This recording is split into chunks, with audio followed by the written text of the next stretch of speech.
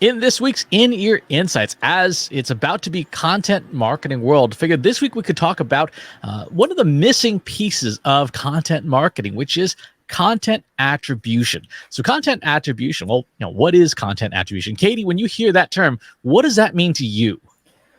Content attribution in my world means what has the content done for my marketing to drive people into the funnel and down, that customer journey. And so what I want to know with content attribution is what pieces are doing what things, what content is slotting into different phases of the customer journey and helping people get what they need from us. Mm-hmm. And in terms of ways of getting that, how have you managed thus far, or how does the average marketer who maybe has Google Analytics and the social media posting tool of their choice, how do you see people getting their existing content attribution? How do you see people trying to solve for that problem, if they are? I think that they're not. I think that there's a lot of confusion still, around easy ways to do attribution. So we talk about, attribution analysis, and obviously we use some machine learning to do it because the out of the box attribution from Google Analytics is pretty good, but it's not wholly accurate. And so if you are using Google Analytics, then there are some data-driven models, some time decay models. Those things are really good to tell you what brought people into your site. But unfortunately, that's kind of where things stop.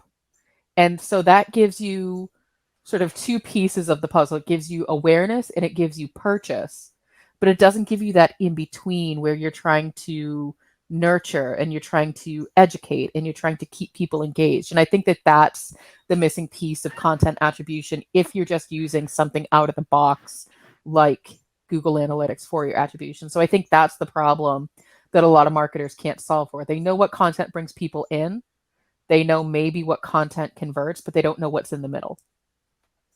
I think the problem is actually even worse than that, because particularly for GA4, there really isn't much in the way of content reporting other than, pages and screens. Like, okay, which pages got the most traffic and stuff. But to your point, there really is, other than looking at like what the landing page was that brought somebody into a website, there really isn't a good built-in way of reporting on that. Now, you can do some of that reporting with the Explore Hub feature, but even there, you've got some limitations. You can also, if you're very good and diligent about using UTM tracking codes, you can use the UTM campaign and the UTM content codes. But again, even in GA4, UTM content and keyword are not available in the attribution modeling. So you really are kind of limited as to what you can and can't do. And to your point about the different attribution models, the challenge with some of them is that, with most of them, is that they really are optimized for acquisition, like what channel drove users, whatever, and they're not focused on content, which I feel like is a pretty big miss. And this is not just about Google, because every tool has this problem. Given what's happening with privacy legislation and how restrictive it's becoming, it seems like a big miss to not have those tools for content.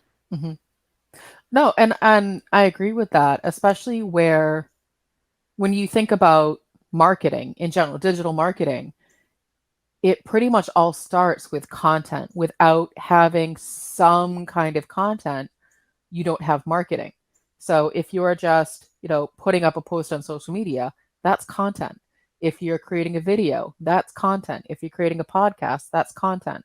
And so without a great way to track how these things are happening, then what's the point of doing them in the first place? So, and I think that that's sort of part of the challenge as well, is there's a misunderstanding of what content actually is. And it's pretty much everything you're producing that you are then pushing out on all of the digital channels.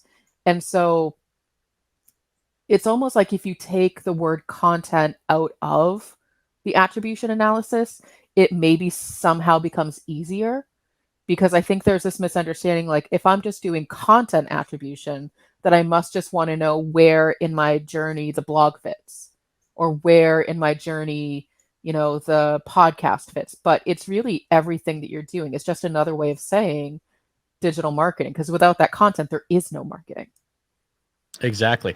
And that then brings up the biggest challenge in content attribution, which is you've got like 40 data sources, right? Because you'll have your YouTube channel stats and your Libsyn stats for your podcast, and the stats from Agorapulse for your social media stuff, and they have Google Analytics and the content that lives on your site.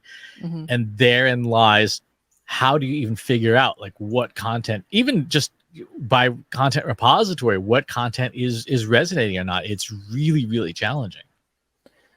Well, and I guess that's sort of the question, Chris. And I know that you're talking about this at Content Marketing World this week. And so, we're recording this on a Monday to produce on Wednesday. And you're speaking, what, Wednesday, Thursday? Thursday. So you'll be teaching people the basics of content attribution. So what are some of the basics that our podcast listeners can take away from this conversation? The starting point is UTM tagging, using that UTM campaign tag for each individual piece of content, right? That is, if there was one thing you could do that required no extra lifting, that would be it. Because in Google Analytics 4, you can run its attribution model using campaign. So if you've got your content rigorously tagged, every link in your newsletter, is from just that issue for the newsletter for the UTM campaign. When you post on social, it's maybe it's got the date and the time and the piece of content stamped within the campaign tag. That, with the built-in tools, is probably the easiest way to get a look at what content is performing well for nudging people towards conversion, assuming you have the rest of GA4 set up correctly. If you have no other resources, no other skills, that's where I would start. Now, is it true that, so obviously we associate UTM tags with Google Analytics, but a lot of other systems have adopted the use of using those UTM tags in a URL. So I know that you can bring them into, probably Salesforce, you can bring them into Adobe Analytics. So I think maybe the other takeaway there is, even if you're not rigorously using Google Analytics, your UTM tags are still relevant for other systems. And so regardless, that is the thing that you should be using. 100%. And then if you are doing a good job with those campaign tags, then, for example, in your marketing automation software or in your sales CRM, ideally you have a list of, here are the different pieces of content that person has interacted with, right? So they came in through this UTM campaign for this webinar, for this YouTube video, for this white paper, etc. And then with some additional tools, you can build modeling based on that to say, like, yeah, these are the pieces of content that show up the most in people who convert and don't show up in the people who don't convert. Well, and when I hear that to me says it's an opportunity to make sure that the pieces of content that you're serving people at the different stages of their journey are the right kinds of messaging. And so we've talked about sort of awareness content versus purchase content. If you have a piece of content that are bringing people in for the first time, it should probably be introductory content. Hey, we're Trust Insights. This is what we do. These are the kinds of things we talk about. These are the problems we solve. These are our resources. And so making sure that that content is available for people who want to learn about you and then come in. But then as people are coming in the door, don't keep introducing yourself with those resources like they've got it. That's why they're there in the first place. So that's when you can dig deeper into and here's how we solve this problem. And here's the type of problem you might be facing. And that brings up a really important point about your Google Analytics governance, as well as any other governance that uses UTM tagging. You need different conversions for different parts of the customer journey, right? You need an awareness conversion, like a first user visit. You need an engagement conversion, like sign up for a newsletter or download a white paper. We all know that just because somebody signs up for your newsletter does not mean they're ready to buy, right? A salesperson should not be ringing your phone, saying, okay, you ready to buy our server plan? It's like, no, I just signed up for your newsletter. Leave me alone. And then obviously a contact or request a demo or something like that would be more of your consideration or pre-purchase actions.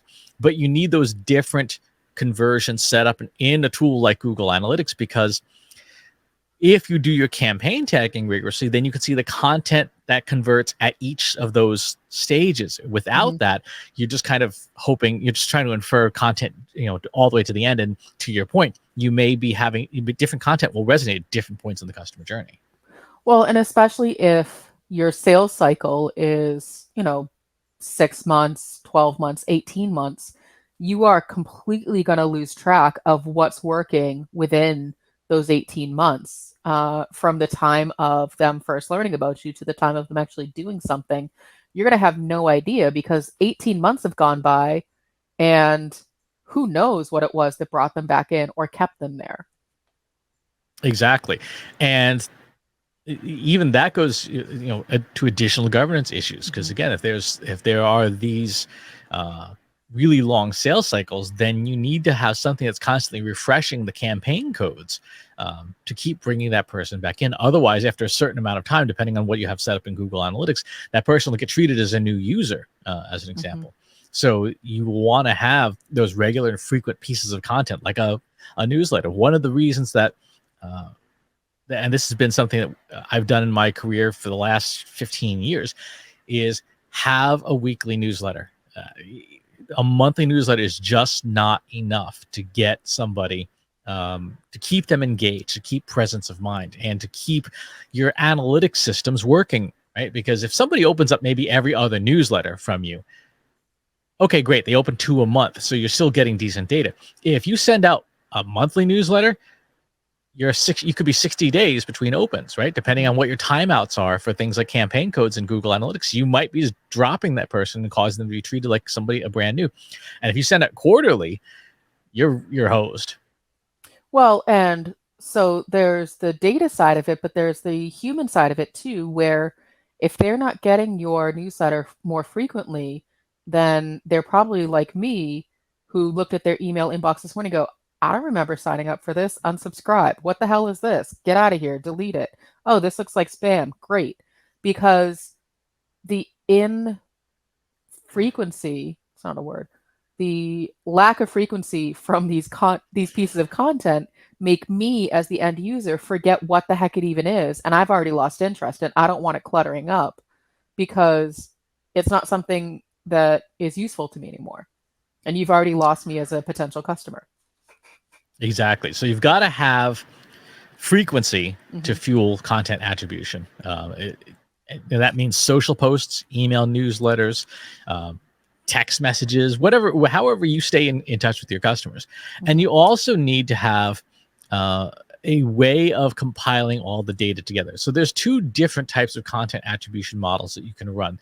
Once you get to the more sophisticated version, assuming that you've gotten all you can out of Google Analytics and you want to take it to the next level, there's a classification model which is really best for on-site content. And basically that looks at what are the pages that people visit for sessions that convert versus the pages people don't visit for sessions that don't convert, right? And you want to compare these essentially 2 types of visits and say, okay, what are those pages that show up in converting sessions that don't show up in non-converting sessions? And with a machine learning model of your choice to do that classification, you can then come up with a list that says, here are the pages that show up the most in high converting sessions. And that tells you your most valuable content on site.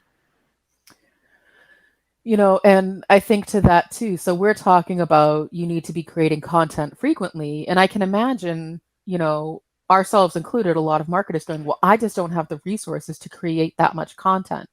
That's why recycling your content or using something like the transmedia framework is insanely useful in this type of, conversation, because basically you're creating a couple of different pieces of content and then reusing it a bunch of different ways. And so, for example, Chris and I each write a piece for our newsletter every week.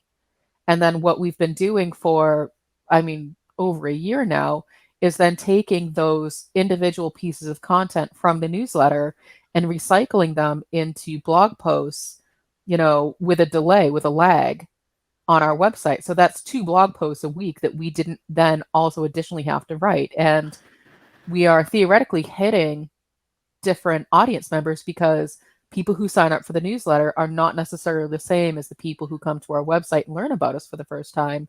And we're also getting that, data from email marketing and from organic search. We can also then take those, blog posts and pieces of content and turn them into, social posts. And so we've written something once and we now have 3 different ways to use it. Exactly. And every one of those things is an at bat. So if we take, for example, with this podcast, we're going to take a 60-second snippet. That's going to go to TikTok. That's going to go to Instagram as a reel. It's going to go to Instagram as a story. It's going to go to YouTube as a short.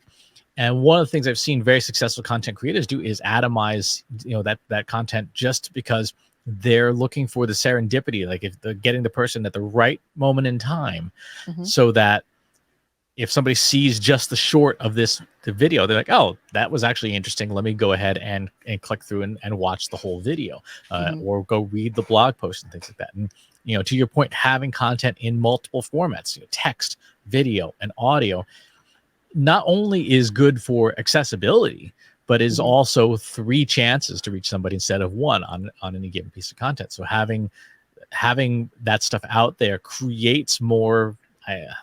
I don't like to liken it to having hooks in the water for fish, because it implies customers are just edible.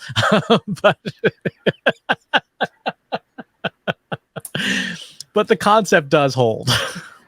Well, and to your point, Chris, it's more data points for your attribution model. And what I know from working with you is that the more data that you have to feed into these models, the more accurate they become, the more detailed they become, therefore giving you better actions and insights for you to do something with your marketing. And so if we have one piece of content that becomes a podcast, a video on YouTube, an Instagram thing, we're getting all of that data to bring in, and that's going to tell us, hey, keep doing this, do less of this, do more of this, because we have that information all from one piece of content.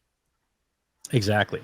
The second model for content attribution, which is a lot more complex, is where you're doing this sort of that data unification, where you're clicking export on Agorapulse and getting your last 90 days worth of the performance on every single post, on every single social network. You're exporting your YouTube data, you're exporting your podcast data, and so on and so forth. And you end up with a spreadsheet that's ginormous of all of this stuff. And then you have an objective of some kind. Maybe it's new users, maybe it is whatever the key objectives, the KPIs you identified at each stage of the customer journey. And you run a really large regression analysis to say, okay, maybe new users is the thing. Of all this content, which variables, alone or together, have the highest relationship to that outcome? And then you look at that channel and the content on it and say, okay, we now know that YouTube is the channel that is driving the most for this.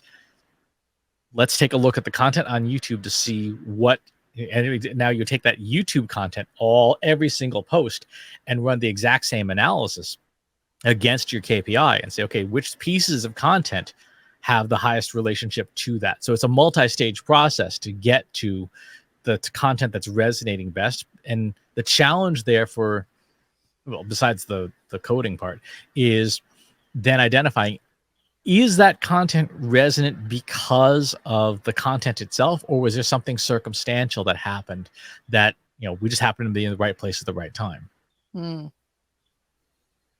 Yeah. And, that's where, sort of going back to the basics of who's your audience, where do they hang out, what do they want, what questions are you answering for them? Because all of this discussion is all well and good, but you can't escape crappy content. So if you're not creating the right content in the first place, it doesn't matter. It's like one of my coaches says, you can't out-eat, you can't out-work out a bad diet. And so working out all the time is great. But if you're still going to McDonald's 3 times a day, it doesn't matter. You're just wasting your time and everybody else's time. And so it's the same thing with the content. If you don't know who you're targeting, if you don't know what questions they have, and if you're not answering those questions, this whole conversation becomes moot. It does. And that's where doing some competitive analysis can help to understand what's possible, right? So if you say you're selling, I don't know, coffee beans, and you look at the content for all the different vendors out there, and if you're constantly benchmarking and running these analyses, you might find that, yeah, your content engagement rate's like 2%, but the leader in the field is getting 44% engagement on their content. So now you have a bar, you have a ceiling. Mm-hmm. They say, okay, the leader in the field is getting 44%. We are far away from that. So what are they doing with their content that's getting them that? Is it topical? Do they have a bigger audience or a better audience or something along those lines? Do they build a community? And there's going to be some shadow issues that are not going to be discernible, right? You obviously can't see into a competitor's Google Analytics. You probably can't.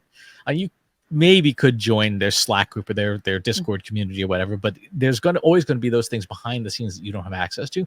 But at the very least, doing that benchmarking will let you know, okay, there's no interest in our industry, in publicly visible content at all. So let's just resume the golf course, golf playing, and steak dinners, because that's that's how this is going to work. Or you find out, oh, there's a leader in our space that is crushing it for content. Let's figure out what they're doing and reverse engineer it, because we can optimize with our data, but anytime you're doing data optimization, you always run the risk of optimizing only for the data that you have that you know. And if you're doing a bad job, you will optimize to continue doing a bad job.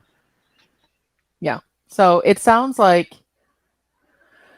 there's a lot that goes into content attribution, but at the end of the day, it really starts with having the right content, having the right governance, making sure you're tagging things correctly so that you're setting yourself up for success. So even if you're using an out of the box analysis system like Google Analytics, or if you're doing something more sophisticated, having those foundational pieces first are the priority. So have the content, tag it correctly, and then you can figure out what's working. I think, Chris, one of the great pro tips that you just gave was making sure that you have goals set up that align with what your journey looks like. So you have an awareness goal, you have an engagement goal, you have a consideration goal, a purchase goal, because that's going to be the thing that anchors each of these content pieces back to some form of reality of, okay, somebody signed up for my newsletter. Why did they sign up for my newsletter? Oh, they saw this thing. Okay, this is my engagement content now. Exactly. And if you have subject matter expertise in what your audience wants, talk to your audience. Right? There still is no substitute for talking to people. That's true. I was at a conference last week and I was watching, some content from that. And as a marketer, I'm obviously the target audience as well as as somebody doing the analysis.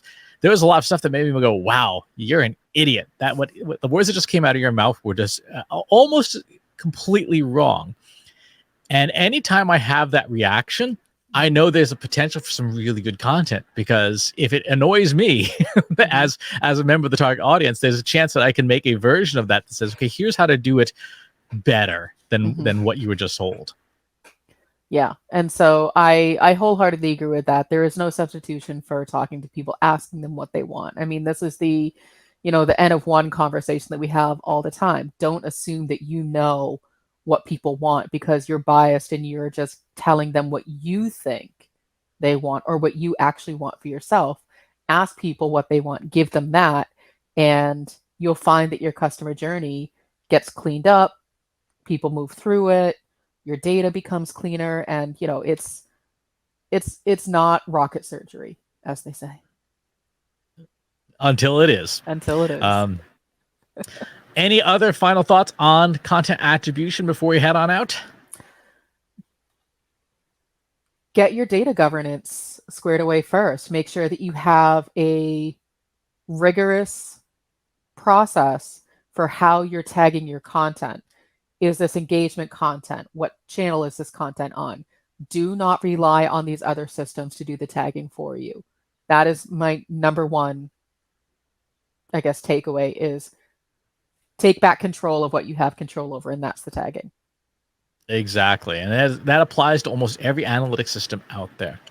If you've got comments or questions, or you want to share your experiences with content attribution, pop on over to our free Slack group. Go to trustinsights.ai/analytics for marketers, where you and over 2,600 other marketers are asking and answering each other's questions every single day. And wherever it is you listen to this show, if there's a place you'd rather get it, go to trustinsights.ai/TI podcast, where you can find us on pretty much every channel that supports podcasts. Thanks for tuning in, and we'll talk to you soon.